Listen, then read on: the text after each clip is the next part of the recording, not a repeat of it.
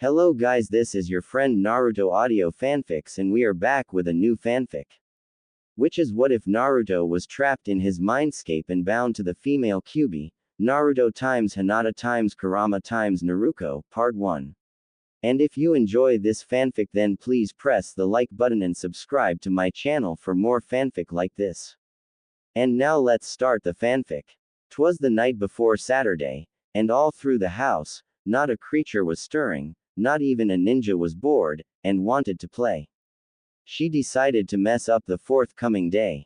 With a dollop of lust, and a squeeze of delight, the tailed beast labored, throughout the night. The work was completed, when morning was nigh. The Kyūbi sat back, and let out a sigh. At last, she lamented, my control I'll exert. This boy will become, the world's biggest, pervert. Saturday morning dawned, and the only sounds from Naruto's apartment were the usual snores, followed by thumps, followed by cries of pain, obscenities, and more thumps. Naruto was waking up. The first thump, he fell out of bed.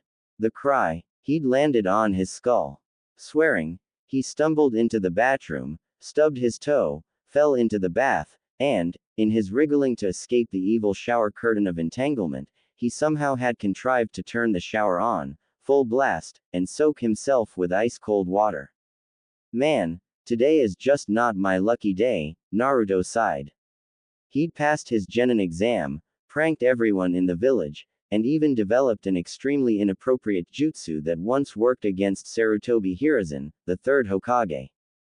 Did the universe give him a break? No, it did not. Sighing, he opened his ramen cupboard, seeking to console himself in his favorite food. Alas, however, not a single cup of instant ramen stood within.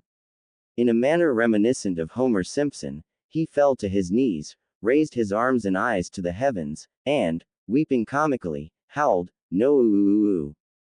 As the echoing shout resounded throughout the village, Naruto was already out of his door, speeding to the one place he could guarantee he'd taste his beloved noodle-based meal, Ichiraku ramen. As he hove into sight, the Ichiraku stand's shutters slammed up, and the smell that assailed Naruto's nostrils was miso ramen, Ayame style. An extra burst of speed, and the blonde was perched on his usual stool, where a bowl the size of a bird bath waited, steaming in the morning sun.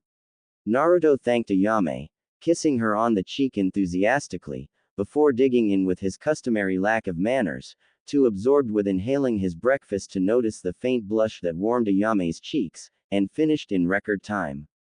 Thanks, Ayame nay, I needed that, he said, placing a 10 ryo note on the counter, before adding another 5 1 ryo coins. A little extra, for such good food and prompt service. The boy added cheerfully, strolling in the direction of the mini market, in search of provisions to stock his cupboards with. 1 hour, 27 minutes later. Naruto staggered out of the N-Mart, almost hidden under the weight of several bulging carrier bags. Unable to see where he was headed, he crashed into someone, and only held on to his groceries through sheer determination. Placing the bags down, he turned to see who he'd collided with, and smiled happily at the sight of Hinata Hyuga, and bowed to her, greeting her as politely as he could. Konnichiwa, Hinata-san, he whooped. Great day, isn't it? Hinata smiled timidly back, and replied in the affirmative. As the pair chatted for a while, a strange feeling washed over Hinata, but she was too focused on not fainting, while still making coherent responses to her crush's comments, that she missed it completely. After 15 minutes had passed, Naruto looked at his battered wristwatch. Ah, crud, look at the time, I gotta go, Hinata-san. I got a lot of things to do today, but I'll maybe see you later, K.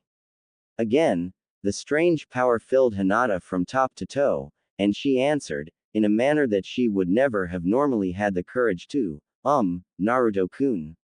Would you mind, if I, spent the day with you? Naruto blinked as he tried to decipher the last part of Hinata's question. Sure.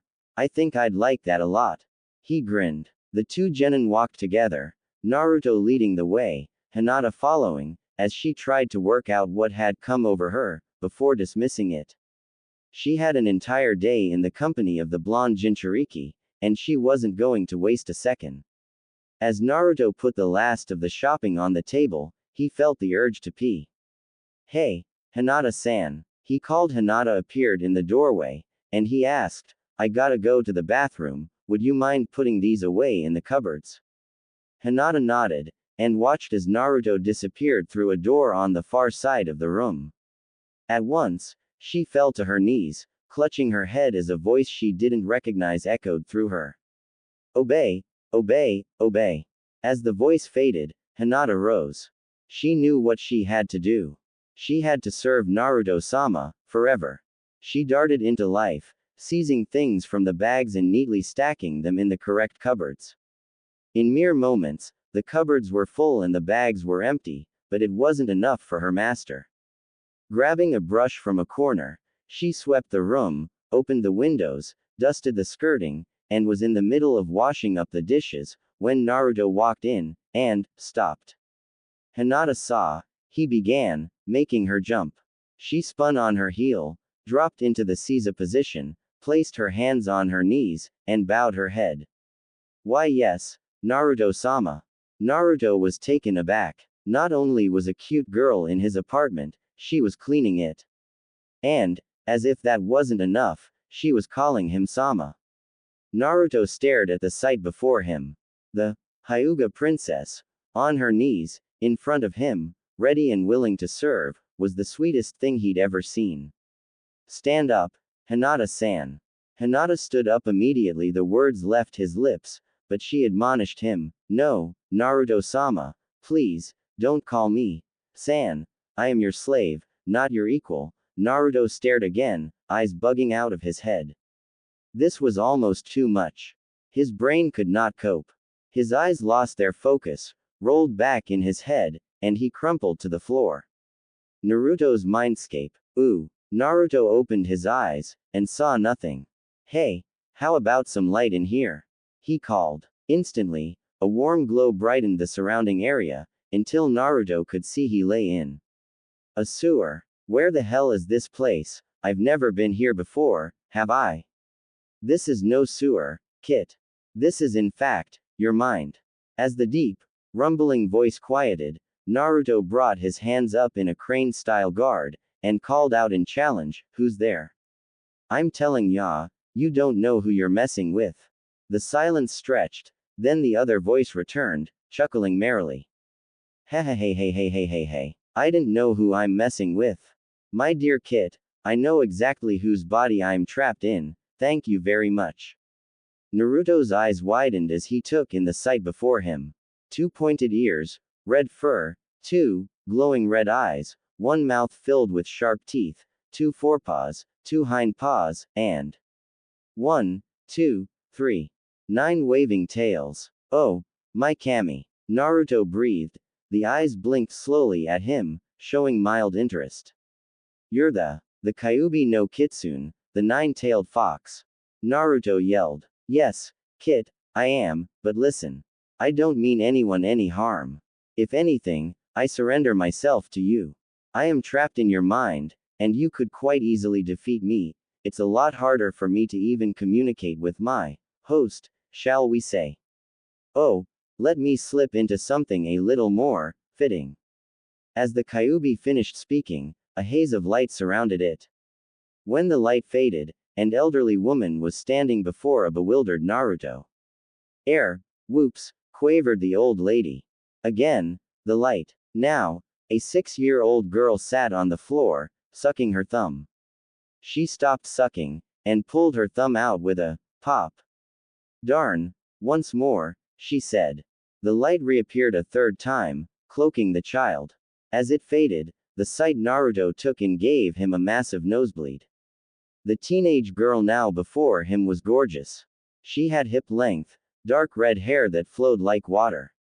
She had creamy, pale skin that almost glowed.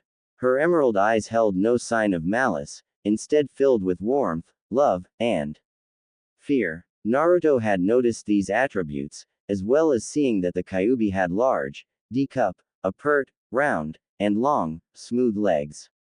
Her were a pale rose color, and Naruto's thoughts ground to a halt. Lady!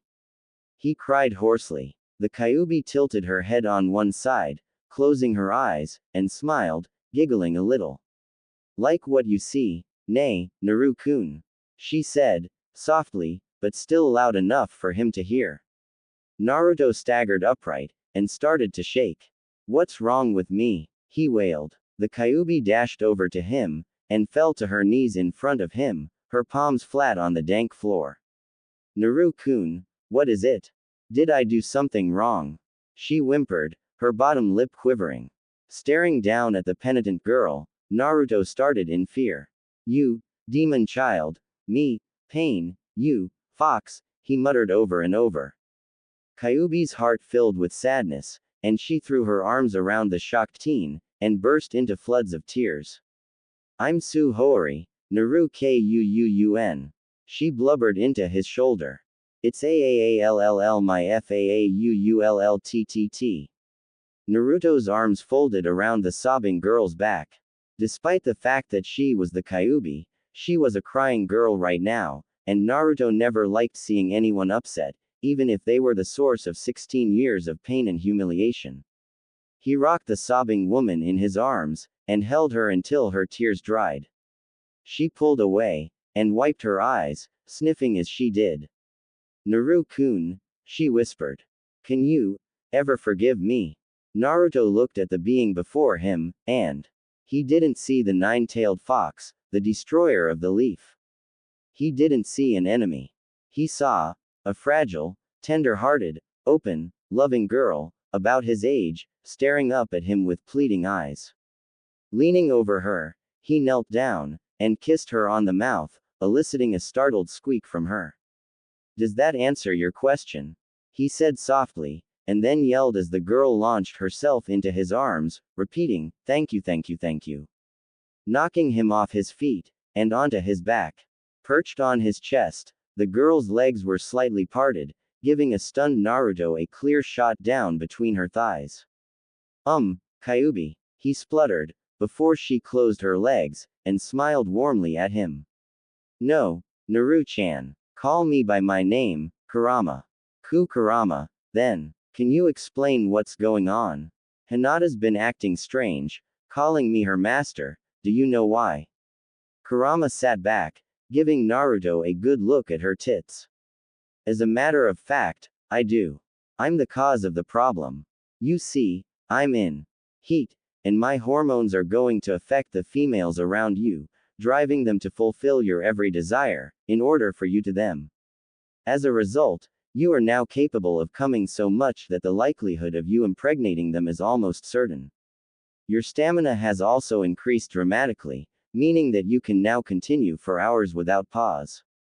I have given you my knowledge of all things, although I myself am still a virgin. I got it from watching my previous host making love a lot, she was a maniac. And one last thing, I offer myself to you, and have transferred a jutsu that a friend of mine invented, called the Rasengan to you. It's easy, once you get the hang of it. Now, I will see you later, I'm sure. Kissing him again, Kurama smiled sadly. Now, it's time for you to wake up, Naruto. Naruto, Naruto, wake up. Naruto. As Naruto opened his eyes, the first thing he saw was, right in his face. Hinata was kneeling over him, her chest almost slapping him as she tried to shake him into wakefulness. Nata, wa. Uumph. As Naruto opened his eyes and spoke, Hinata's face broke into a huge smile, and she grabbed his head and hugged him, nearly smothering her unfortunate love in her bountiful assets. As she stroked the back of his head, he stopped wriggling, and she let go enough for him to pull his face out of the marshmallow death pillows and catch his breath. Looking up at the pale eyes of the Hyuga heir, he asked, Hinata. What do you think of me? Hinata's eyes blazed with devotion as she blurted out, Oh, Naruto-sama. I am your willing slave, anything you desire will be yours if it within my power to give. You need only hint at something, and will do it, no matter what it is. Do you have an order for me, master? Naruto fell back, and stared aghast at her, mind whirring. So, what Kurama-chan said was true, he thought, and struggled to his feet supported by his classmate and fell onto his couch, as she knelt before him, clearly expecting something. Oh, tits! Naruto exclaimed. Immediately he said it, he mentally facepalmed. The moment he'd spoken, Hinata had stood, reached down, grabbed the hem of her shirt, and pulled it off, exposing her large, C-cups to her stunned master's gaze. With her customary blush in place, she murmured, "Is this how you like it, master?" Trying in vain to tear his gaze away from the white mountains in front of him, easily within reach, Naruto could not move. Finally, he stuttered, Hinata, put your shirt back on, please." Almost before he finished, the shirt was on, hiding those magnificent from sight once more. Hinata knelt again, bowing her head as she murmured, "As you wish, master." "I have a request to ask, master, will you permit me to speak?" Naruto nodded, and Hinata raised her head, then continued. "It is time for me to make my bond oath with you. I will do this with you, if you will allow such an unworthy girl to serve you." Naruto pondered. He could say no, in which case, he would destroy Hinata's spirit, causing her to either die or attack him, or say yes, end up with a willing servant, a link to the Hyuga clan, and a skilled ally who would lay down her life to please him. He made his decision. "Hinata, I give you permission to speak your oath." The words rolled of his tongue, from somewhere deep in his psyche, and flowed out, setting the room trembling with power beyond comprehension. Hinata knelt in front of her master, speaking words that sang of long ago, far away times in a darker past. "We are bound, by wind's true breath, to serve from now, until my death. We are bound, by will of fire. Betray my lord, and face my ire. We are bound, by raging sea, to be your slave eternally. We are bound by strength of earth. I will give your children birth. We are bound, by lightning chain. Together now, complete again." Naruto felt the power in those words, and knew that if he accepted this oath, there would be no breaking it. This oath tied the intended targets' lives together, using ancient seals that no sage had ever unraveled. He opened his mouth, placed his hand, palm down, in front of Hinata, and recited, "Hinata, of the clan Hyuga. I hear your oath, and accept it in its entirety. May our pact be honored in the old way. Kiss my hand, and then receive your reward." Hinata, face aglow with joy, bent her head, and placed her lips on Naruto's fingers, shuddering as a current of energy passed into her, then stood. Naruto raised his right hand, gathered a tiny portion of chakra, concentrated, and spoke. "Ultimate binding seal of heaven's light." Placing his hand on Hinata's neck, he fed the chakra into her, and watched carefully, as a mark appeared, darkening and becoming clearer. It took the shape of a spiral of words in the ancient tongue, with symbols denoting the 5 elements Hinata had called on, spaced evenly around it. A bolt of lightning, a curled wave, a cloud, a flame, a boulder. The seal complete, Naruto dropped his hand, and his shoulders drooped. Hinata was his now, no longer a scion of the Hyuga. A pair of drinking saucers appeared on the floor between them, and Hinata picked one up, Naruto gathered the other, and they poured the contents into each other's mouths, swallowing, and placing the now empty saucers down, as the contract was completed by the sharing of sake. Hinata bowed, and straightened. "Now, master, come me." She purred lustfully, and Naruto grinned like a fox, before leaping on Hinata, scooping her up, and flash-stepping into the bedroom, where he deposited the panting girl, before sitting on the bed, and ordering, "Girl, undress me, with your teeth." Hinata scrambled up next to him, sank her teeth into the hem of his t-shirt, and tugged it off, grunting cutely in her efforts. The shirt gone, she turned her attention to his shoes. Unlacing them took time, but she chewed and gnawed, finally relieving Naruto of his footwear and socks. His Kill Me orange cargo pants took a little more doing. She simply bit the button off the top, pulled the zip down, and tugged at his crotch gently, so as not to nip at the prize that lay within. After a few minutes, The only obstacle that stood in her way was a pair of frog-patterned boxers, which Hinata reached for, only for Naruto to stop her. Now, it's your turn, he growled, sending shivers down her spine, and she submitted herself to him at once. Stretching out his hands, he grasped the hem of her shirt, swiftly tugged it up and off, and smiled appreciatively at the sight of Hinata's bouncing gently, and then seized her bra and broke the front clasp, tearing it away in a single move. Next to go were her pants, which lasted no more than a second when Naruto spun up a Rasengan, using it like a knife to slice away the cloth.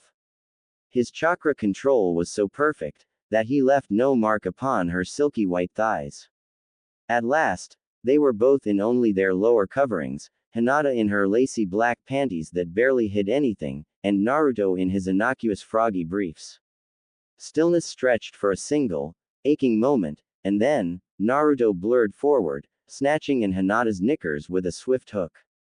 Hinata struck like lightning with a gentle fist technique. The only casualties were the last remnants of clothing, leaving the pair utterly, showing each other their true faces. Naruto sank onto the mattress, and Hinata knelt between his legs, lifting her and wrapping them around Naruto's 7-inch, her head down to lick at the tip whenever it emerged from her chest. Within seconds, her skillful technique had him on the edge, and he pulled her away, tipping her onto her back, then diving for her slit, lashing it with his tongue, driving tea in and around her lower lips, sucking hard of her as he pried it from under its hood. Flipping him off, Hinata lunged at him, and began sucking his, trying to swallow as much as she could, and then squeaking in surprise as Naruto rotated her lower body onto his chest, resuming his feast. The pair of lovers drove each other closer to the edge with every suck and lick, but never quite over, always drawing back just before the fall. As they allowed the pleasure to fade, Naruto bent Hinata over the bed and placed himself at her entrance. "Ready, Hinata-chan," he panted. Hinata, looking up at him from her position of her back, gasped, "Do it, Naru-kun." With the all-clear given, Naruto Uzumaki drove his hard, raging deep into Hinata's wet, willing cunt. Hinata's head fell back, her mouth gaped, and she screamed like a banshee. "Kia!" Naruto paid no heed to her cries, instead roaring out in a wordless howl of his own, as Hinata's juices sprayed from her snatch, bathing his length in her honey, and he poured shot after shot into her womb, and collapsed on top of her, blindly gumming for one of Hinata's erect. Curling his tongue around one, he drew it in, sucking like a baby, though no milk flowed. Hinata writhed under him, sending waves of pleasure through him, making him harden once more. Slowly, he began pumping his hips, writhing into her once more. "Ha, ha, ha, en Naru-kun," Hinata moaned, more. "Keep going, fill me with more of your lust." Naruto kept slamming into Hinata, over and over, using his insane stamina to send her spiraling, with mini-orgasm after mini-orgasm launching her into the heights of pleasure. As he approached his limits, his thrusts became faster, harder, and deeper, burying himself up to the hilt in Hinata's sopping. With a final plunge, he bellowed, "Uzumaki barrage," and fired shot after shot of his hot, sticky, chakra-filled semen into the already overflowing uterus of the Hyuga girl beneath him. "Come with me, Hinata," he howled, and her master's order given, Hinata Hyuga exploded, driving a stream of her steaming, warm, clear girlcum arcing across the room, slowing to a trickle as she crumpled onto her side, and falling asleep at once. Naruto laid at her side, stroking her hair, a tender look on his face. "Sleep well, Nata-chan," as he joined her in the warm dark of slumber.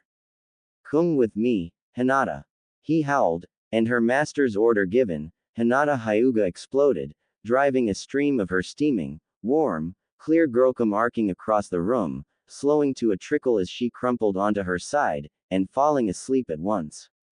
Naruto laid at her side, stroking her hair, a tender look on his face. "Sleep well, Nata-chan," as he joined her in the warm dark of slumber. Naruto was too out of it to notice, but, as the two slept, a stream of white smoke, thin and formless, drifted from Hinata's open mouth, floating in the air above her, then drifting over to her master. His slow breaths drew the smoke into his lungs, and it passed into his chakra system, and found its way to the seal on his stomach.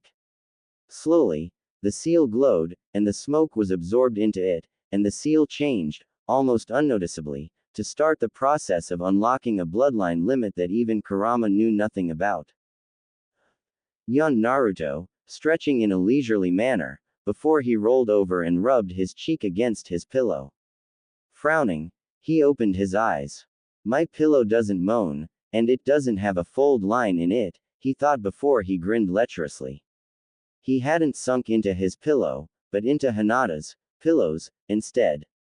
Hinata mewled cutely as he kept pressing his face into her large mounds, before she opened her eyes and, eep. Ed. Na Naruto-sama, she squeaked. Why am I? And, why are you? Naruto gulped nervously. Well, Hinata-chan, he began, you swore an oath to me as your master, offering me your loyalty, love and obedience, and I accepted. You are now my girlfriend, I think. I'm not sure of the right words for what we have now, but, we're together, in any case. Hinata gasped as memories flashed through her mind. Hinata, cleaning Naruto's kitchen. Hinata, swearing the bond oath with Naruto. Hinata, doing that, with Naruto. Eep. She squeaked again, but somehow avoided fainting. As she mentally struggled with her new role in life, Naruto strolled out into the kitchen, and started pulling various food items from his now well-stocked cupboards. Exclamations of, huh, and, air, filled the small apartment, as Naruto tried to figure out what the things were, whether they were even edible, and if so, how to cook them. Hinata rose from the bed she'd shared with the foxy young man. Dressed, and followed after him, only to fall on her luscious butt, lolzing her head off at the sight of Naruto, wearing a colander on his head, about half a roll of cling film around one leg, his other foot in a bucket which had somehow been filled with milk, 3 eggs smeared over his chest, spaghetti shards sticking out of the holes in the colander, and about half a kilo of plain flour over his face, neck and, well, the rest of his body. Hinata-chan, he started, looking sheepishly at her, before holding up a courgette. What is this thing? When Hinata had pulled herself together enough to only chuckle at the sight, rather than laugh like she was about to die of the funnies, helped the poor boy into the shower, while she cleaned up the mess and made breakfast, humming cheerfully to herself the whole time. Naruto wanted her, and she was more than happy to be his lil slavey girl. Once the meal she'd cooked was on the table, Hinata activated her Byakugan to see if Naruto was ready to eat, and blushed crimson as she caught an image of him pulling a fresh pair of boxers up his legs, and hiding his manhood, but not before she'd gotten a good eyeful of it. As he strolled into the kitchen, now free from his disastrous attempt at making something other than instant ramen, he smelled something good. When he entered the kitchen again, he saw a breakfast that looked like something out of a dream: miso soup, rice, rolled omelets, pickled eel, and a pot of freshly brewed green tea. Hinata-chan, he said. Yes, Naruto-sama, she replied, bowing to him. Did you make all this? Hi, Naruto-sama. Is it not to your liking? Naruto sat at the table, breathed deeply, and then grabbed a bowl and some chopsticks. Filling the dish with miso soup, he picked up a spoon and slurped up a great mouthful, then froze. Hinata watched in nervous anticipation as her master, lover, swallowed. Then, she heaved a sigh of relief as he smiled, shouted, "Itadakimasu," and started wolfing down everything he could reach, until, Hinata-chan, come and eat with me. Naruto offered. Oh, no, Naruto-sama, I couldn't. I am but a lowly slave, who does not deserve to eat at your table, and you are my, Hinata, I am your master, and I am ordering you to eat with me. Smiling happily, Hinata sat at his side and began eating, purring as Naruto rubbed her back gently. After breakfast, Naruto planned out his day. First, he would go and see Sarutobi, the venerable third Hokage, to explain that he had somehow contacted the Kyūbi, and that she had caused an incident, and that he now had a permanent and loyal kunoichi slave. Second, he would ask to be placed in a different team, so that he could keep an eye on Hinata, and prevent her from being ridiculed or bullied. Third, he would see if there were any books in Konoha's libraries that held any information on Kurama, her abilities, and her level of control over him. With a plan of action firmly established, he called for Hinata, and the two left his apartment, heading for the Hokage's tower, and hopefully a solution to all this madness. Unfortunately, it was not as peaceful as he hoped. As the duo entered a side alley that formed part of a shortcut to the tower, a loud, shrill, and extremely irritating voice drilled into them. Naruto, what are you doing? Naruto shuddered. He knew that voice, all too well.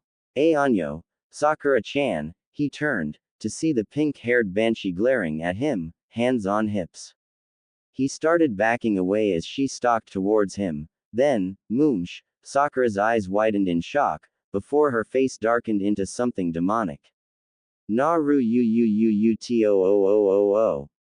Naruto risked one look over his shoulder, to find he had backed into Hinata, and his elbow had poked her in the. Oh, he never finished that thought, as Sakura charged at him, her pervert pounding fist up and primed. Oh, boy, this is gonna hurt, he muttered, when a pale blur breezed past him and took a defensive stance in front of him. Sakura was too far gone to see Hinata standing in her path, or maybe she simply didn't care. She kept coming, barreling towards her prey like a vengeful god.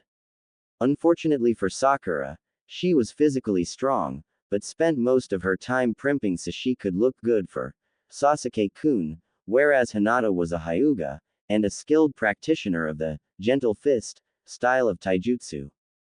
Hinata activated her Byakugan, and, without a moment's hesitation, began launching precise, painful strikes into Sakura's tenketsu, stripping her of her chakra and paralyzing her, before forcing Sakura down of her front before Naruto. Hinata then knelt on Sakura's back, fist back to deliver another strike, but Naruto had different ideas. Hinata, stop, he said, almost casually. Hinata's clenched fist halted, less than an inch from the back of Sakura's head, pulling back from a Jiyuken strike that would certainly have killed her. Standing up, Hinata bowed in submission, murmuring, "Hi, Naruto-sama." Sakura lay there, unable to believe it. Hinata, defending that baka pervert, why? Naruto beckoned, and Hinata skipped over to join him, and they started walking down the alley again, leaving Sakura lying in the dirt, looking very pissed off. Hey, let me up. Undo this thing, damn it. She raged, but Hinata only called back, no, I don't think I will. You attacked Naruto-sama, without provocation, so I punished you. It'll wear off in, I don't know, about 3 hours. Ignoring the howling bitch behind them, Naruto led his Hyuga champion onward, to meet the Hokage. Sarutobi Hiruzen sat at his huge desk, his lined face growing more and more serious with each word Naruto spoke. Finally, after Naruto had finished telling him how Hinata had beaten Sakura in his defense, the Hokage looked about ready to keel over.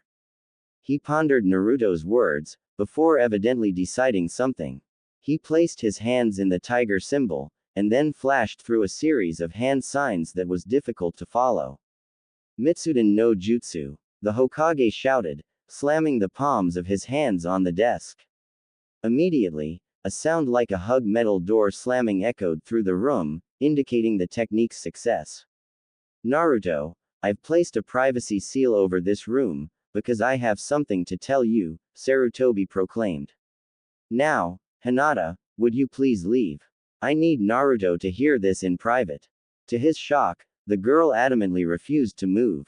No, Hokage-san, I cannot do that without a direct order from my master. The third looked to Naruto, who asked, would it be okay if Hinata-chan heard this too, Ji-san? I would like her to stay. Sarutobi shook his head in amusement. Very well, Hinata, you may stay and listen then. The third stood up, and spread his arms. He always did have a flair for the dramatic. Naruto, you of course know the story of how the fourth Hokage saved Konoha by destroying the nine-tailed fox, but died in doing so. That is a lie. The truth is, the demon was too powerful, so he sealed it in the body of a newborn baby, Naruto. His name was Minato Namikaze. He was married to a lovely young lady called Kushina Uzumaki. They had one child, a son. This makes you their only descendant, Naruto.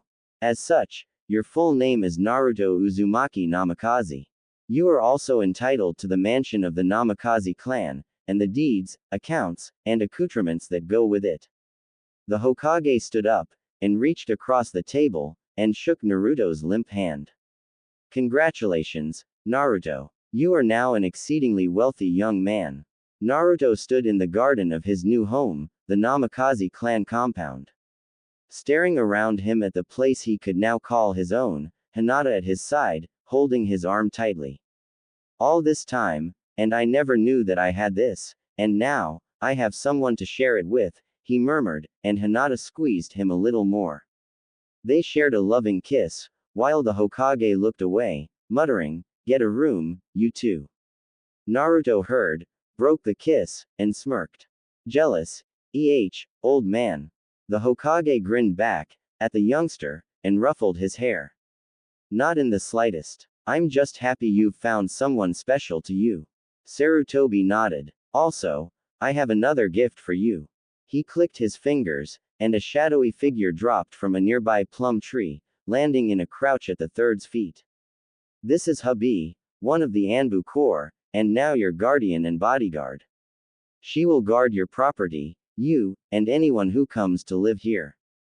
Although, if you fill this place up a bit, I'll have to see about giving you a few more as well. Hubby bowed to Naruto, before reaching up, pulling off the snake-patterned mask, and grinning. Hey, Gaki. Naruto's eyes widened, his face lit up, and he hugged the Anbu operative. Anko ne-chan. Woohoo. Naruto held Anko close, looking up about an inch into her indigo eyes. Heias, ne-chan. He grinned, and Anko smiled, genuinely pleased to see the blonde ball of energy, and hugged him tighter. Hey yourself, kiddo. And wow, you've grown one, soon you'll be taller than me, she said with a fake sad face, before giggling as Naruto tickled her under her ribcage. It was one of her few weaknesses, but Anko was extremely ticklish in a certain spot under her ribs, and Naruto knew exactly where to wiggle his fingers. Street stop that, Naru-chan, the Tokubetsu Jonin felt as Naruto tickled without mercy. Nope, he smirked. Then Hinata, who'd been looking on jealously, fell upon Naruto and started worming her fingers into his sides, making him forget Anko's torture and start rolling around on the lawn, kicking and yelling playfully, as Hinata kept up the punishment. After 20 minutes of petting Naruto, Hinata felt that she'd established her place as Naruto's alpha slave, so she let him up, and grinned triumphantly at the purple-haired girl. Anko stuck her tongue out at her. Naruto caught his breath, and then asked, Anko ne, can you show us where the kitchen is? You'll need to be sitting down for what I have to tell you.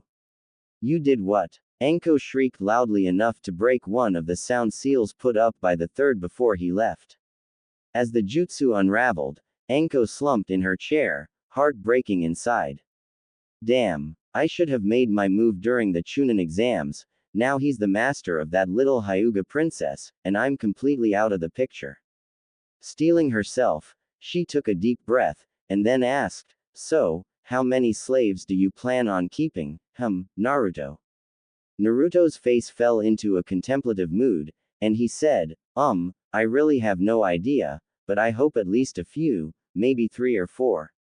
Anko nodded, then stood and stretched, pushing out her chest noticeably. If I can't win Naruto's heart, I can damn well show him what he's missing, she thought, noting with satisfaction that his eyes were glued to her assets. As she turned and started rummaging through cupboards, she felt eyes on her. As she pulled a wok from a shelf, she turned to the wood-burning stove and made a tiger hand sign. Fire style. Fire spit jutsu. Anko called, then hawked a flaming loogie straight into the stove, lighting the stove neatly. As the flames rose, She poured oil into the pan and diced chicken fillets, then slid them into the pan with crushed garlic and ginger, and kept the heat on while a shadow clone sliced carrots, peppers, mushrooms, courgettes and a second clone heated water for noodles with a fire breath jutsu. As the chicken and vegetables flash fried, Anko focused her chakra to her feet and speed boosted round the room, setting 3 places at the table, then draining the noodles the moment they were done. She tossed them lightly in soy sauce, and then placed the bowl on the table, pulling the stir-fry from the heat, and laying it on a mat so as not to burn the wood. Well, dig in, Anko offered, and the 2 hungry teens filled their plates, and with a chorus of, "Itadakimasu." The 3 set to work demolishing the good food. Sitting back, Naruto picked his teeth, and stood up, carrying his plate. "What are you doing, Naruto-sama?" Hinata asked. Tidying up," the confused blonde answered. She shook her head. "No, as your slave, the cleaning is my privilege, so, please, sit and relax." Anko snickered at Hinata's use of sama, and Naruto blinked owlishly at her. "What's so funny, Anko ne?" He yawned. Anko's heart swelled as he made the cutest little sleepy noise, and she scooped him up and carried him on her back to the master bedroom, gently laying him on the 4-poster, then lying down and curling up next to him, spooning his back, leaving his chest for Hinata. A few hours later, Anko awoke, to find Naruto smiling at her. "Sleep well, Anko ne?" he purred. She stretched, and yawned. "Oh, yeah, this bed is great, I could sleep here forever." Naruto's eyes glinted. "Oh, really? It seems that you have designs on my bed, Ne-chan. Well, seeing as I have an offer for you, you might soon be spending a lot more time in it." "What do you mean?" Anko asked, nervous anticipation flooding through her body. Naruto's eyes crinkled at the corners as he smiled. "Will you join my harem as one of my girlfriends, Anko-chan? I promise I'll treat you good, and you won't have to worry about going on missions to support us. After all, I am the son of the 4th Hokage, and you were released into my service. I believe that gives me the option to grant permission to allow you to take assignments." "So, Wadea say?" Anko's eyes widened, and she started crying. She threw her arms around Naruto's neck, and the blonde ninja had only one thought in his head: stop Anko crying. He gently shook her off, stood up, and strode to the staircase, calling out, "Follow me, if you wish to be one of my clan." And Anko stood, and, as if in a trance, she moved after the boy like the wake of a boat. He led her down the stairs, and instead of turning right, which would have taken the pair to the kitchen, he headed left, and along a sloping passage, took another left turn, and stopped. Anko caught up, and saw why he'd come to a halt. The passage terminated in a dead end. She turned to go back, but Naruto clasped his hands in the ram seal, and channeled a drop of chakra. Kai. Anko stared in amazement as the wall at the end of the corridor grated, shook, and slid seamlessly into the floor, leaving a hidden way open to them. Following the hall, Naruto seemed distant, as if he was concentrating hard. After a short walk, the passage met a large, natural cavern with a perfectly smooth stone floor. Naruto strode into the center of the chamber, raised his hand, and held it, palm down, parallel to the ground. Again, his chakra flared, and a summoning circle from a time before scrolls appeared in glowing white light. Naruto's eyes were also glowing with ancient power. When he spoke, the chamber echoed. "Anko, come here." Anko stepped forward, joy singing in her heart. She entered the circle, then knelt in front of Naruto. "Speak your blood oath to me, and let 2 become 1. Anko opened her mouth, but then, she heard words pouring from her mouth. They were not the words she'd meant to use. "We are bound, through will of fire. My choice to serve, my one desire. We are bound, through wind's cool touch. I live to be the one you clutch. We are bound, through strength of soil. I work for you, in love I toil. We are bound, through flowing streams. To you, my lord, I give my dreams. We are bound, in blood and steel. To you I bow, to you I kneel. We are bound by lightning shock. Your heart, the key. My heart, the lock. Naruto stared impassively at Anko, and then smiled. Anko Mitarashi, the snake bitch. No longer shall you be known as such. From this day forth, you are Anko Namikaze Uzumaki, the Foxfire Girl. He flexed his palm, and 2 cups of sake materialized. Picking one up, he drank it, while Anko copied him. When the cups were drained, they vanished. Naruto raised his right arm, and bold black lines began weaving themselves around his forearm. He reached out and laid his palm on Anko's seal. His face took on an animalistic quality, and his teeth grew longer and sharper, the whisker marks on his cheeks thickening. Be gone, cursed seal that binds my love. He bellowed, and the seal started screaming, as if in horrendous pain. Anko felt the psych shock of Orochimaru's failed sigil break into shards, and knew, for the first time in a long time, that she was finally free of his influence. With a faint sigh, she collapsed sideways, into Naruto's waiting arms, and welcomed the darkness. Yua, sitting up, Anko winced as pain lanced through her shoulder, then faded. She looked around, and noted that she was now back in the bed she'd shared with Naruto, and the blonde himself was dozing in a chair nearby, looking rumpled and dirty. She stretched her leg out and poked him in the side, smiling as he twitched, then he woke. Wah! Anko nay. You woke up. Oh, phew. Anko started at his delighted whooping, and then asked, Sue, how long was I out? About 3 days, Naruto said. We had to get the Hokage in to check on you, but it was just chakra exhaustion, so you should be fine, once you've had something to eat. Anko nodded, then swiveled her legs, sitting on the side of the bed, then stood. Mildly surprised, she watched as a trickle of blood ran down Naruto's lip, and then he wiped it away. Looking down, Anko Mita no Namikaze Uzumaki was as the day she was born. Her long, smooth legs were firm and silky. Her tanned skin was clear of any blemishes, and glowed with good health. Rounded hips and a tight, pert butt that swayed when she took a step. A flat, toned belly and slim shoulders. Slender, strong arms with dainty hands. Pianist's fingers. Firm, round that did not sag, tipped with centimeter radius areolae, centered with dusky pink that could make a baby scream for its mama. Anko's blue-black hair was wildly spiked, and her hazel eyes were sleepy, but they widened as she saw her body. Naru-kun, she purred. Why yes, Anko nay. The Jinchuriki gulped. Why am I, young man? She murmured. Be because why you needed to sleep, and that mesh bee body glove wasn't suitable.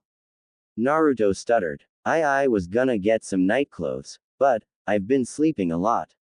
Doing that blood oath used most of my chakra, as well as all of yours. I then used even more of my reserves to remove Orochi Pato's cursed seal of heaven. Anko froze. So, you truly did destroy that scaly bastard's hold on me, that means more to me than I can ever repay. Naruto grinned as Anko's lips curved into a genuine smile, one of the few she's ever made. Anko reached out, and gently seized Naruto's wrist, pulling him off his chair and into her lap, where she nuzzled her head into his shoulder, and then, looking up at him, she leaned forward and kissed him on the mouth. Seen here. Naruto responded willingly, and Anko began using her tongue to stroke over his, exploring every millimeter of his mouth, her hands balled into fists and rested on her paramour's broad chest. Naruto slowly reached up and placed his hands on her shoulders, but she stopped kissing long enough to gasp, "Touch me, Naruto," before suctioning onto his face again. Naruto drew his hands slowly down Anko's chest, until he finally laid both palms directly on Anko's sensitive. She mewed with pleasure, and then squeaked when his fingers tightened on A. Anko slowly reached her left hand down to Naruto's trousers, and flinched. Wow, I didn't expect you to be so manly, Naru-kun, she said, and then grinned. Naruto kissed her again, and then started sucking her collarbone, and then laid kisses along her shoulders, down onto her front, on her, and down further, over the stomach, and southwards still. As Anko shivered in anticipation, Naruto finally reached the object of his search. The treasure hidden between Anko's thighs. Smirking at Anko's face, he began licking the inside of her thighs, though never straying nearer than an inch towards her womanhood. Anko was in heaven. First the cursed seal was gone, and now, the young man she loved like more than a brother was teasing her so good. She was being rapturously tortured, and she loved it. Naruto, lick my. She pleaded with him, but he ignored her, still kissing and licking her, but not where she wanted his tongue. Please, she wailed, and Naruto dived in, his tongue sliding between her labia and in. Anko threw back her head and screamed. She hadn't been touched in years, and now the feeling she'd longed for was hers again. Naruto wriggled inside her, and slowly began curling and flexing that wonderful muscle, buried up to the root in Anko's tight snatch. He instinctively reached out and tweaked her, sending another crashing wave of bliss rolling through Anko. Inside Naruto's mindscape, Kurama sat on the floor, watching as Naruto ate his latest girl like a bowl of miso ramen. Her was dripping, so she thrust two of her fingers down inside her and began curling them, hunting for her G-spot, the one thing short of actual that would guarantee an orgasm. The white smoke that Hinata had given off after she'd Naruto was a unique kind of chakra, which only Naruto could absorb. It granted him the bloodline technique known as the Yorokobi no Kiro, the pathways of pleasure jutsu. It would allow him to instinctively understand what got each girl he slept with hot, and how to bring them to the brink. Naruto, she sighed, and the mere mention of her blonde host brought a rush of sweet honey pouring forth. Real world. How are you so god? Anko gasped, before shrieking in pleasure again. Naruto had slid two fingers inside her, and was now sucking her like it was while he pumped her. With his free hand, he was gently kneading and toying her. Her ached and throbbed, releasing a trickle of milk. Anko had had a part-time job in a nursery when she was 17, and she'd been required to stimulate lactation. She'd kept the process up, through sheer habit. And now, it was hurting her, but it felt so good. Naruto's new bloodline activated, and he pulled his lips from Anko's pearl, slithering his lean body up hers and latched onto one of her swollen, milk-leaking tits, and suckled like a baby. Anko howled as she climaxed, and soaked the sheets below her waist. Naruto panted, "You're already done. Awa, I was hoping to get a chance to pound that tight of yours, Nei-chan." Anko grabbed him by the shoulder and snarled, "Who said I was done? Let's do this, oh, Kami." She broke off as Naruto slipped his finger into her butt, and started moving it. "Oh Kami, that feels great." Anko yelped and came again. Naruto lined himself up with Anko's help, and then eased himself into her warm, wet cavern. "Anko-chan, you're so tight." Naruto groaned as he started moving, while Anko just lay there, a stupid expression on her face. So good, she thought, as she lay there, getting the love she always wanted. "Anko-chan, you're so tight." Naruto groaned as he started moving, while Anko just lay there, a stupid expression on her face. So good, she thought, as she lay there, getting the love she always wanted. Anko just lay there, letting Naruto move. She swore that she could hear music. As he pumped, she could feel a spring in her core winding tighter and tighter, drawing closer to her limit. "Oh, Naru-kun. Oh, so good." Anko screamed, wrapping her legs around her master and lover, holding him close as he released his essence into her fertile womb. As she unclenched, he rolled free and lay at her side, panting. "That was amazing, Anko-hime," Naruto gasped, chest heaving from his exertions. Anko could only nod in agreement.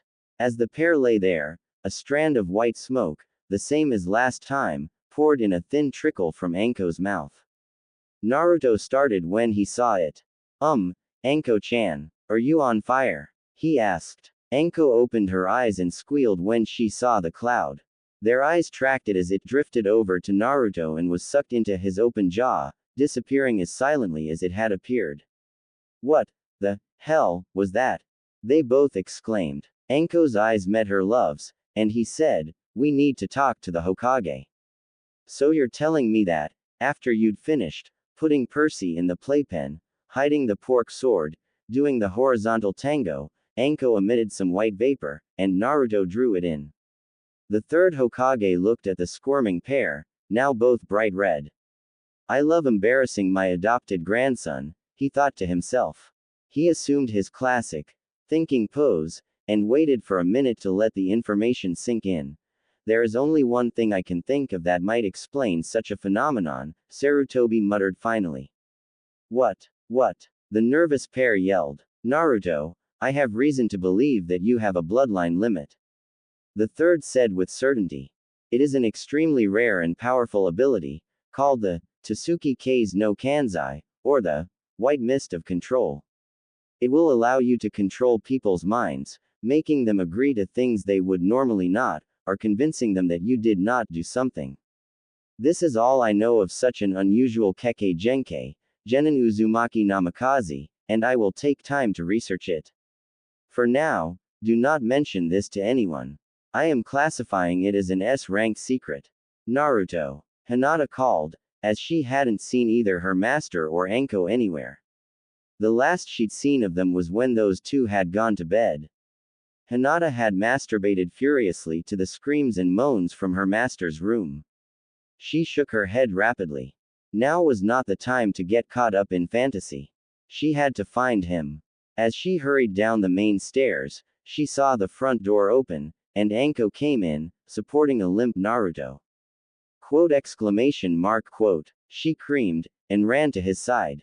"Hina-chan," he sighed, "I need some time to myself. Would you let me be for an hour or two? I have a lot to think about." She had agreed, and Naruto had disappeared out of the back door and away. He was still nearby, but his exact location was hard to discern. 4 hours and 15 minutes later, Anko and Hinata were walking through the extensive gardens, seemingly peaceful, but worry seethed in their hearts. They hadn't seen or heard from Naruto since morning, and it was nearly sundown. As they rounded the corner, Anko spotted an orange-red light spilling from an open doorway, accompanied by the sound of metal on metal. Creeping over to the door, they peeked in, to see Naruto, shirtless and sweaty, pounding away at a bar of glowing metal with his fist. He lifted it from its resting place on an anvil, and then plunged it back into the fire, forming a swallow hand sign and causing a gust of wind to wash over the flames, heating the metal from its yellow shine to a white glow. He lifted it from the forge, clinked it down on the anvil again, raised his right hand, and coated it with chakra. He began slamming his knuckles into the slab of ore, shaping it into an object that would have Tenten Higurashi, the weapons mistress of Konoha, drooling. Naruto was forging a sword, with nothing but fire and fist. A small pile of already finished weapons lay in a heap on his workbench, shining like ice. As he doused the blade in a stream of water he spat from his mouth, the gleam of heat died, leaving a sword blade that shimmered like ripples of water in the sunlight. Naruto's lips twitched in a faint smile, and he moved to a pile of wood and leather scraps. He selected a short piece of dark brown wood, and bored into it with a tiny Rasengan, creating a thin tunnel, which he slid the tang of the blade into. With his hands, he sealed the blade into the handle, before using strips of different colored leather to bind the handle. Red, yellow, blue, green, orange, over and over, Naruto plaited the strips into a grip that was as magnificent as the rest of the piece. He laid it on the pile of completed swords, and then started categorizing them. Swords went on the racks on the left-hand wall, daggers and knives went into display cases along the right wall. Finally, there were only 2 pieces of weaponry lying on the bench. The one that Anko and Hinata had seen made, and another, hidden under a cloth. Naruto heaved a sigh, then started heading back to the forge. "You'd better come in, or you'll stand there all night," he called. Shocked that he'd noticed them, the two stepped gingerly into Naruto's forge room, and folded their hands in front of them. Naruto smiled at them gently. Well, you found me, he commented, and then beckoned Hinata to him. She stepped up, and he picked up the sword he'd been making when they'd seen him first. This is the Akahime no Konoha, the Red Princess of the Leaf. She is yours, and will come to you when you call. She is a fine sword, and will adjust to you over time. Handing Hinata a matching leathern saya, he picked up the item on the bench, covered in a white cloth. Striding over to Anko, he handed to her in the formal offering, 2 hands holding it out. When she took it, the fabric fell away to reveal a sword forged from black metal, which sucked all other light in. The edge was slightly curved, but still resembled Hinata's, except for the blade, which was a wave-edged blade, rippled like the sea. This is the Kurohime no Konoha, the Black Princess of the Leaf. She is yours, and will come to you when you call. This is a sword unlike any other, for if you channel a little chakra, he nodded to Anko, the blade will change to match your skills. As Anko channeled a drop of her chakra into the hilt, the blade turned into a snake, made of silver metal with rubies for eyes. Hinata copied Anko, and the blade changed to resemble a Chinese dragon, forged from living gold, with diamonds for the eyes. As the pair gasped with shock and delight at their gifts, Naruto hugged them both and whispered, "These swords are unique, and cannot be replicated. I forged them from orichalcum, the steel of the kami, which is nigh on indestructible. Watch." He picked up a poker and swung it viciously at Anko, who blocked instinctively. When they collided, the poker was cut in two, leaving the sword unharmed, not even a scratch. Dropping the poker end, he bowed to them. "These are gifts, to thank you and honor you for your acceptance of me."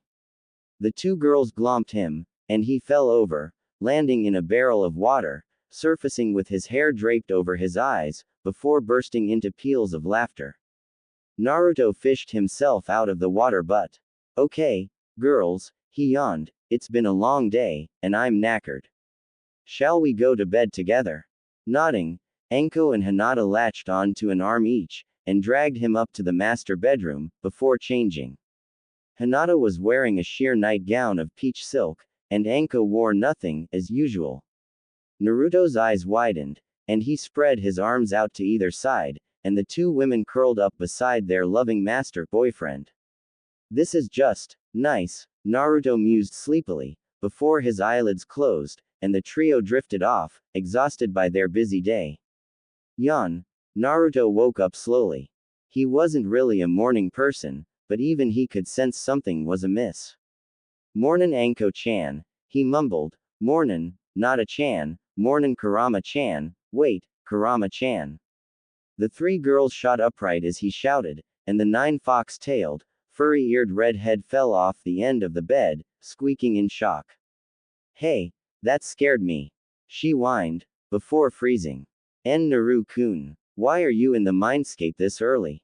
Naruto blinked. I'm not," he said lamely.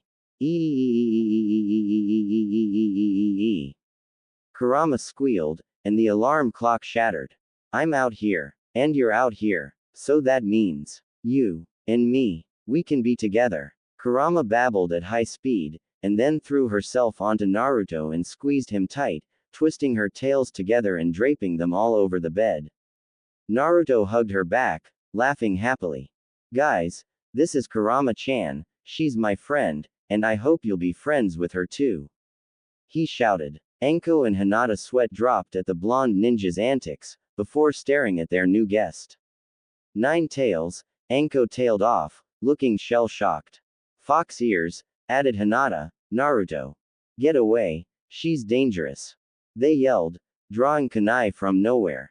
"Nata-chan, Anko-chan, put those kunai away." Naruto lunged between the 2 girls, standing between them and a cowering Kurama, flinging his arms out to the sides, but too late. The kunai were already in motion, and they hit the young genin. Hinata's kunai plunged into his left thigh, Anko's pierced his right lung. "Naruto!" Kurama screamed, and lunged to catch him before he hit the ground. Anko and Hinata froze, staring at the damage they'd inflicted on the poor boy in front of them, now cradled in the arms of the yokai fox, who eased the knives from their wounds, laid them on the bead, then held her palms out, and poured healing chakra into the injured Naruto, sealing the wounds, fixing the torn muscle and tissue, repairing the skin, until no trace of pain was left. Naruto heaved a deep breath, and sat up, before being flattened by Kurama again. "Oh, Naru-kun, you're alright," she sobbed, and then let go, wiping her eyes with her forearm. Naruto slid off the bed, and stepped close to Anko. Crack. He slapped her across the cheek, hard. Crack. Hinata received the same treatment, and they sat down, blinking away tears and rubbing their stinging cheeks. Naruto-sama, Hinata stammered, eyes glistening dewy. Anko just stared reproachfully at him, and his glare softened.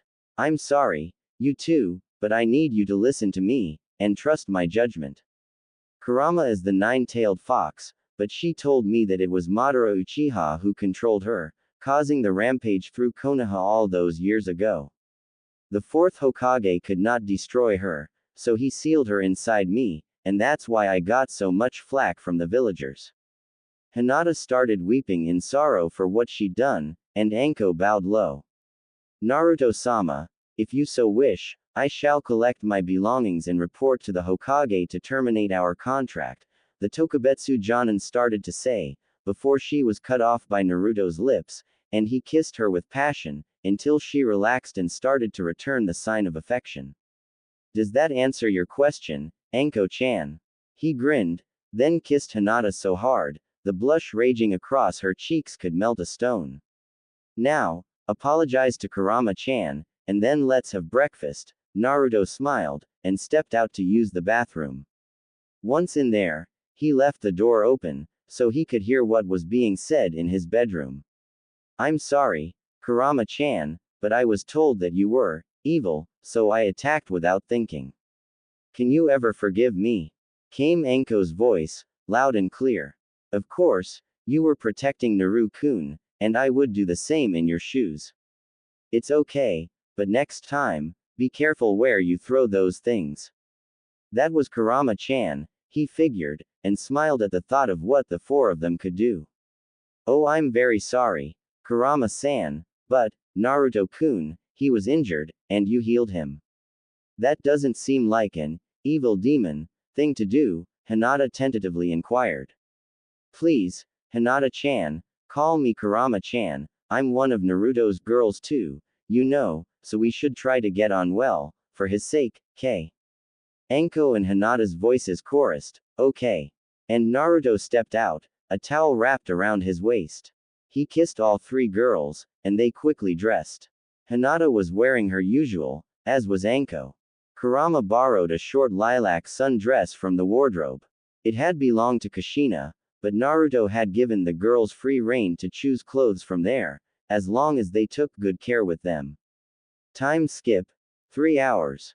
Naruto was strolling through the main street, smiling to himself. He'd taken the chance to go for a walk, and promised to be back for lunch. After grabbing Gama-chan, his wallet, he'd stepped out to do a little shopping. He'd been forging a lot last night, so he needed to replenish his stock of ores, leather strips, and anthracite. Noticing a shop with a sword hanging above the door, he ducked through the curtains and stared in wonder at the sight of a well-maintained, spotless room filled wall to wall with weapons of every imaginable kind. Swords, knives, double blades, pole arms, and other things that Naruto couldn't even recognize filled racks, display cases, and shelves. Turning in a slow 360, and yelled, "Yar RGGHH. He'd come face to face with a frightening suit of samurai armor, and had jumped badly.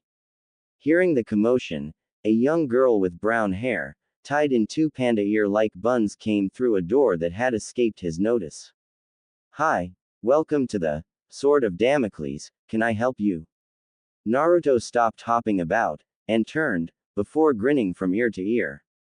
"Tenten, how are ya? What are you doing here? Are you buying something too?"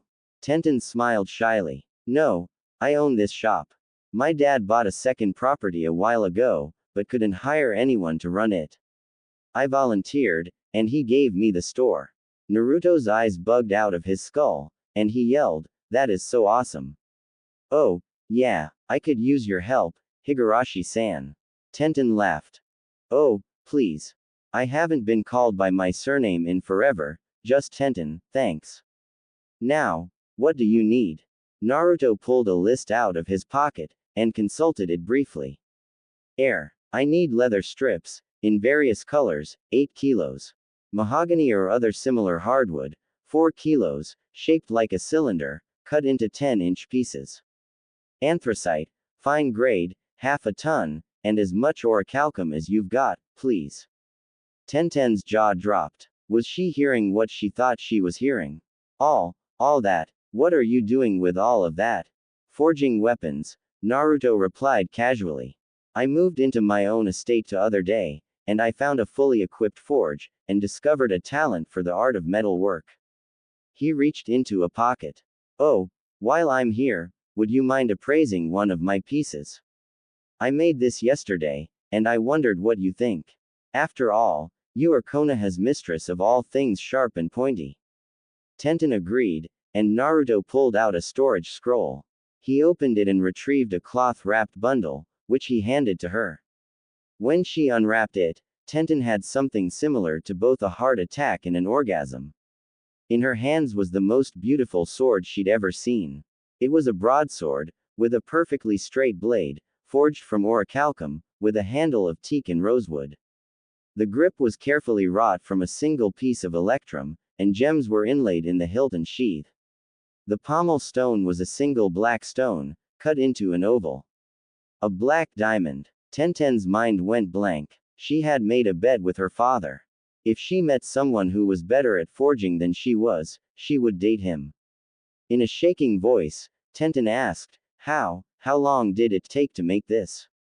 Naruto though briefly, then answered, "Oh, about an hour." Say, want to keep it? It's your if you do. Tenten almost fainted. A sword like this was worth well over 200 million ryo, and he was offering it to her as if it was a slice of cake. She laid it down on the counter, and drew a shaking breath. Naruto-san, she asked tentatively. Hi, Tenten-chan, the blonde replied, his head on one side. Will you, go out with me? I promise I'll be a good girlfriend, and now I know how skilled you are at forging, there's no other man I want in my life. Please, say you'll be my boyfriend. Tenten knelt in front of the blonde, and clasped her hands, as if in supplication. Tears of hope and fear of rejection shone in her hazel eyes, and she shook with nerves as she waited for his answer. Naruto pursed his lips and folded his arms. I have one question for you, he said. Tenten looked at him, and nodded. Do you have any problems in sharing me? I already have 3 girlfriends, you see, and I want more. Are you willing to be one of my girls, Tenten-chan? Tenten stood, and launched herself at the young man before her, kissing him over and over again. Oh, thank you, thank you, thank you, thank you, thank you. She murmured between kisses. Laughing, Naruto wrapped his arms around her waist and spun around, until they were both dizzy and gasping for breath. Staring into her eyes, Naruto whispered, I love you, Ten-chan, and their lips connected, so gently, but inside, Tenten's heart was soaring. She had found her place, and it was in Naruto's arms, and she was more than happy to stay there. Naruto had been busy during the last month. He'd had to spend his money a little more economically than he had previously. After all, he had Anko, Hinata, Kurama and Tenten living with him, so he'd been forced to lay off the ramen, but, with 4 girls more than willing to cook the most delicious food, he wasn't too upset with that. Besides, when Neji had turned up at the door looking for him, he was convinced the pessimistic boy was about to neuter him with the gentle fist, but Neji had instead issued a challenge. I will be your opponent in the upcoming Chunin exams in 6 months, he monotoned, and I wish to make a wager with you. If I win, you will release Hinata-sama and never speak to her again. If you win, I shall train you in as much of the gentle fist as I can, and shall become your bodyguard. Do we have a deal? Naruto had agreed, but kept quiet the fact that Hinata had already begun teaching him the art, and that his bloodline worked as well as the Byakugan did, with almost the same effect. Instead of seeing the Tenketsu, Naruto's bloodline allowed him to see the pleasure and pain points in the human body, and the gentle fist was perfect for activating them. Naruto smiled, and a trickle of blood ran out of his nose when he remembered the times he'd used the pleasure points to bring his girls to screaming orgasms, but Tenten had never joined them in bed. They made out, of course, and Naruto had often felt her up, but Tenten had said she just wasn't ready, but they could make love on her 17th birthday, which was the 9th of March, next year. As Naruto trained his bloodline and gentle fist, changing the style into a new taijutsu he called Pressure Fist, a pair of mysterious figures arrived at the gates of Konoha, rousing Izumo and Katetsu, the eternal Chunin, from their dozing. Toad Sage, the two said in unison, a particularly useless skill they'd spent hours practicing. They quickly stamped out 2 passes, and opened the leaf gate, ushering the 2 shrouded men inside. Well, sensei, we're finally here, the shorter cloaked figure said to the larger. Are the girls really as beautiful as you say? Now, Hensuke, has your master ever led you astray? Hensuke pondered for a second, and then nodded. Yup, all the time, boss, in fact, you still owe me that 60 ryo. Jiraiya winced at the memory, and then shook his head. Enough of the pointless blathering. Let's get some research done. I need to get the next issue of Makeout Paradise on the market as soon as possible. The 2 mysterious shadows hurried down an alley, and disappeared. Elsewhere, Naruto woke with a feeling of foreboding. I sense a strange chakra, strange and pervy. The day of the Chunin exams. Naruto spent the next 5.5 months training his speed, until he could outstrip Neji in a flat race. The new taijutsu that he'd perfected had evolved into 3 sub-styles. The first, he named Ascension, and using his bloodline, his eyes turned a hot pink and glowed. He could then see the pleasure centers of the human body, and used the gentle fist to strike them precisely, charging his fingertips with chakra to inflict more pleasure. The opposite side of the technique was dubbed Cataclysm, and inflicted horrific pain on the target. Naruto's eyes shone a sickly yellow when he activated this style, and could even kill with a few well-placed blows to the ribs and stomach. The final and most deadly of the unholy trinity was known as the Overload, and took on the aspects of both previous sub-styles.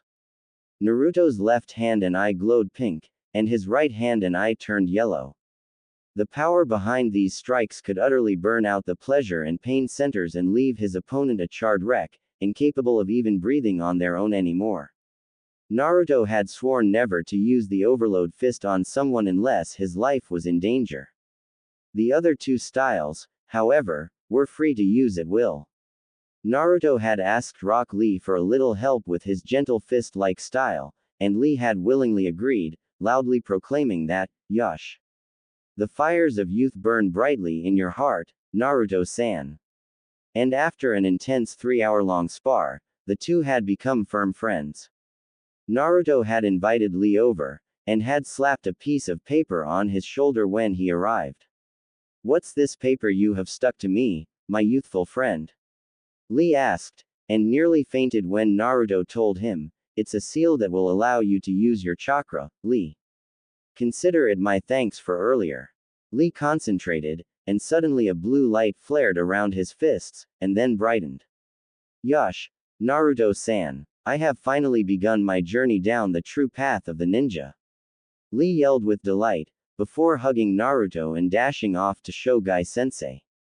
Now, Naruto was preparing to take on the pride of the Hyuga, Neji himself.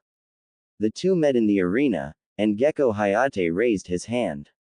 The match begun, and the ninja proctor leapt aside as the 2 young shinobi charged at each other, chakra flaring and swirling as they tried to outmatch the other.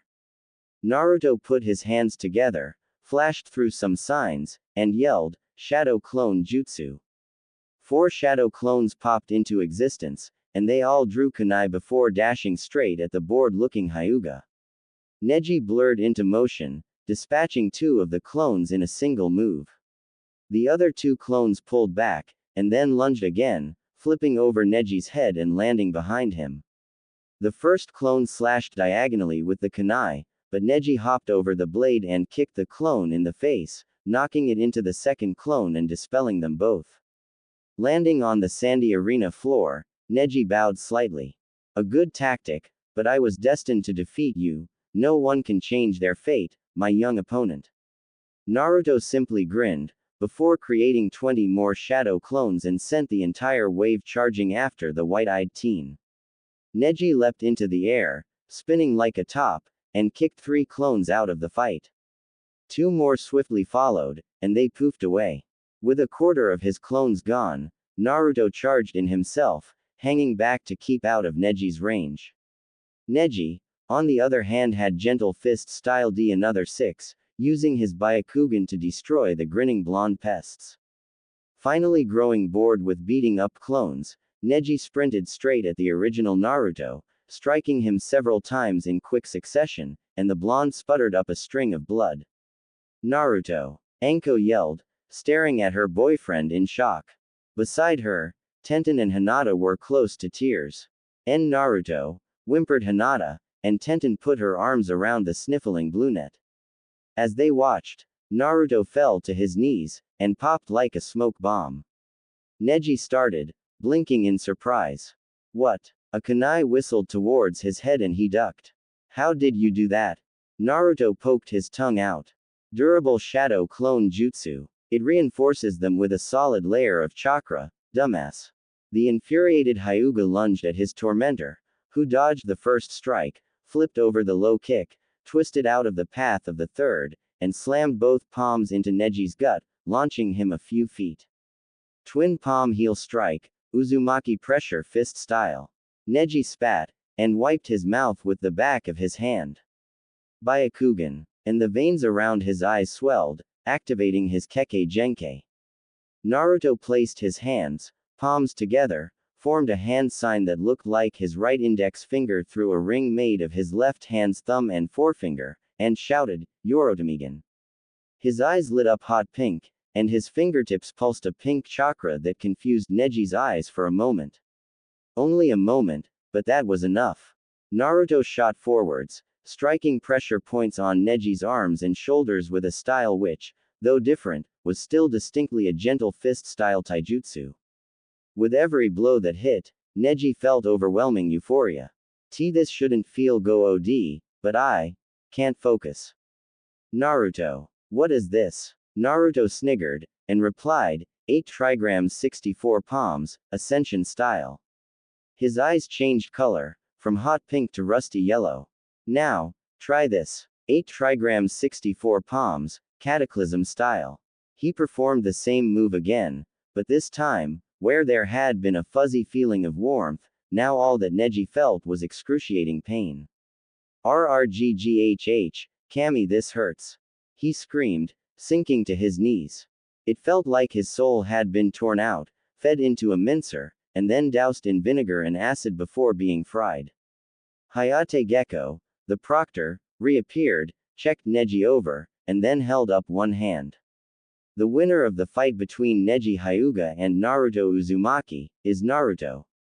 The crowd were stunned, but Anko, Hinata and Tenten were cheering, as was the third Hokage, Iruka-sensei, and the ramen pair, Ayame and Tsuki Ichiraku. Naruto helped Neji up, and hit a few more points, freeing him from the constant torture. Neji bowed, and said, I have lost. I will honor our bargain.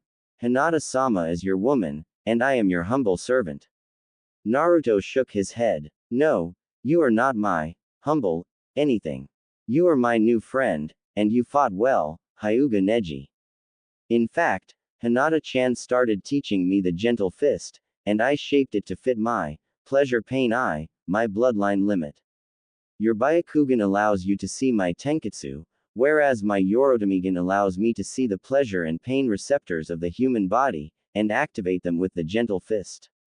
From the stands, a pair of figures, the same ones from earlier, to be precise, watched the blonde with avid interest. He fights like the Hyuga, but is not a Hyuga himself. I may have to meet this boy soon, the white-haired man mused. I'll draw him out, then you can talk, Jiraiya-sensei, said Hensuke. Yes, you do that, young Kurakawa, and then we'll see what he really can do. As the dust cleared and the third Hokage stood, there was not a sound to be heard. He cleared his throat, and then made a few hand signs: ox, tiger, rat, and snake. His voice, magnified by the jutsu, echoed around the arena. That was an impressive battle, young genin. I must say that you both possess the will of fire in spades. But, due to unexpected circumstances, there can only be one outcome of this match: the new Chunin of the Leaf Village, Naruto Uzumaki, and Neji Hyuga. Neji, you earned your Chunin rank for knowing when to surrender, a trait that more people could learn to develop, and for understanding when you are hopelessly outmatched. I already knew Naruto was much stronger than many here give him credit for. And Naruto, you earned your Chunin rank by winning the match, yet causing no permanent damage, and proved to all your fighting spirit. You not only won the match, but bore no grudge, instead extending the hand of friendship. Congratulations, Chunin. Sarutobi clapped, and the sound rang, before Iruka, Anko, Hinata, Lee, Guy, Ayame, Tsuki, and Tenten burst into applause, whooping, cheering, and generally carrying on. The rest of the audience sat there shocked, but Naruto grabbed Neji's wrist and raised their clasped hands together, saluting their friends and family, and Neji smiled for the first time in years, a slow, genuine, happy smile, before shouting, "We did it, Naruto. We both made Chunin," and hugging the blonde affectionately. Naruto slapped his new friend on the back, and then the two high-fived, before bursting into howls of laughter. As the two came back onto the stands, they were mobbed by Naruto's girlfriends and supporters, and Hinata hugged the pair, sobbing happily. Tenten and Anko planted kisses on Naruto's cheeks, and Iruka hugged his former student with pride. Neji received many hugs and slaps on the back from Guy and Lee, who had cheered for both youngsters, and made sure that they hadn't shouted, "Youth!" all the damn time. Tsuki and Ayame invited the whole party back to the Ichiraku ramen stand for ramen, the house. Naruto crouched down and covered his face with his hands. When he looked up, tears shone on his cheeks, and he whispered, "This is the best day of my life." Everyone crowded around the crying boy, and he ended up in an enormous group hug, and he started to smile through his tears, before flinging his arms around his girls and leading the charge to the noodle bar. Sarutobi watched all this from a distance, before announcing, "The next match will be held tomorrow at 10 o'clock, and will feature Sasuke Uchiha and Gaara of the Sand." As the night fell, Naruto lay in bed with his four lovely girls, Tenten and Kurama on his left, and Hinata and Anko on his right. His new Chunin jacket hung on the back of his door, and he was full of delicious ramen. He'd managed to make an appointment with the Hokage for 8 in the morning, and slowly, his eyes closed. Naruto arrived at Sarutobi's office just before the agreed time, and saw him hard at work, filling in paperwork. The Hokage smiled when he saw Naruto, and asked, "What can I do for you, then, Naruto?" Naruto said, "I will tell you how to vanquish your nemesis, and in exchange, I want you to give me some extra ryo once a month. I need 1,000 ryo each for every one of my girls, adding 1,000 ryo for each girl I add to my harem. In return, you will finally defeat your worst nightmare." The third gulped, and, in a trembling voice, whispered, "You mean?" "Yes. I will tell you how to beat the stacks of paperwork you have to do," Naruto confirmed. In second, the third had filled in a form for a standing order, to pay the bearer of this card the agreed sum of 5,000 ryo a month, increasing by 1 with every new girl. Naruto smiled, and said 2 words. "Shadow clones," before jumping out of the window. Sarutobi blinked, and then slammed his palm into his forehead, cursing himself for not thinking of that sooner. The Chunin Arena. Sasuke's match against Gaara. Naruto and the girls sat at the edge of the stands, looking right into the arena. This time, Kurama came with them, under a henge so her ears and tails wouldn't cause a ruckus, and Naruto shuddered, remembering what had happened to Lee in his trial fight against the formidable sand demon ninja, Gaara. Gaara stood calmly in the center of the arena, his sand-filled gourd on his skinny back. As time wore on, the onlookers began to shift restlessly, waiting for something to happen. Just as Hayate Gecko was preparing to announce the Uchiha's failure to show, and thus his forfeiture, a strong wind swirled up, and Kakashi-sensei and Sasuke stood there, a few feet from the Chunin. The two stood there, staring at each other for a full 5 minutes, sizing each other up. Gecko looked to the VIP stands, where the Kazekage and Hokage sat watching. He brought his hand down in a chopping motion, yelled, "Begin!" and leapt backwards to safety. The two stayed perfectly still, until sand vomited from Gaara's gourd. Hee. Gaara's gourd, hee. Sasuke jumped away from the psychotic raccoon-eyed ninja, who groaned and clamped a hand to his head, moaning, "Yua. Please. Don't get so mad at me. Mother. I'm sorry, earlier. I know, I made you taste such awful blood, but this time, I'm sure it'll taste so very good." Quote. The sand floating in the air over the crazed redhead suddenly dropped to the ground, and Gaara raised his face to stare at Sasuke, and his eyes were terrible to look upon. "Come on," he growled, and Sasuke watched as the fallen sand gathered itself in a loose pile a foot or two in front of the madman he was fighting. Sasuke muttered, "Here goes," and flipped up his shuriken holster, drawing and hurling two in a single fluid move. Gaara didn't even twitch. Instead, the sand fountained upwards and became a sand clone who caught the shuriken, then sprayed a wave of sand at the onrushing Sasuke, who leapt upwards to dodge it. The sand clone hurled the shuriken at Sasuke, who threw two more, deflecting them in midair. Sasuke flipped over and kicked the clone's arms off, but the clone maintained its shape. He then backfisted it in the throat. The sand clone's eyes widened, and the sand that made up its entire form slithered around Sasuke's forearm, and the clone grinned maniacally. Sasuke tugged, but couldn't break free, so he slammed a palm heel strike into its head, shattering the clone back into sand. As he charged at Gaara, the sand piled into a wall, but Sasuke grinned, and the body flickered behind Gaara, catching him off guard with a fist to the cheek, sending the crimson sand nin spiraling into a heap on the floor, several meters away. Gaara sat up, a crack in his cheek's skin, but Sasuke knew that it was, "So that's your sand armor, huh?" In a manner reminiscent of Gaara, he flipped his fingers, beckoning, and taunted, "Come on." Gaara just sat in a pile of sand, glaring at the hated Uchiha. Sasuke shouted, "If you won't do it, then I will." He ran full tilt for Gaara, who kicked up a ramp of sand, but Sasuke flash-stepped past it. Gaara made another, but Sasuke dodged inside it, heading straight at his enemy, spin-kicking him in the gut and launching him again. "What's the matter, Gaara? Is that all you've got?" he sniped, and Gaara slowly rose. Sasuke dashed straight at Gaara as he stood, and Gaara raised a ring of sand to halt a frontal assault. Sasuke just ran in circles around the Sandman, blurring with the speed of his passage. As Gaara tried to follow him, Sasuke flipped over the sand barrier and kicked him in the side, then grabbed Gaara's gourd straps and pulled him straight into a knee-to-the-stomach attack. Now, both Gaara and Sasuke were breathing heavily, Gaara, because he was the one getting battered, and Sasuke because he was behaving like an emo version of Lee. Gaara placed his hands in the horse sign, and his sand formed an orb around him, obscuring him from sight except for a small, star-like gap.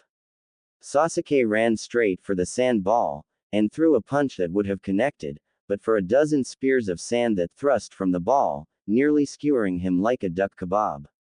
A trickle of blood ran from Sasuke's knuckles as the sharp sand cut at him, and he vaulted backwards and the spears retracted. Another trickle of blood dribbled from his leg, and his Sharingan was eating into his chakra reserves with alarming speed.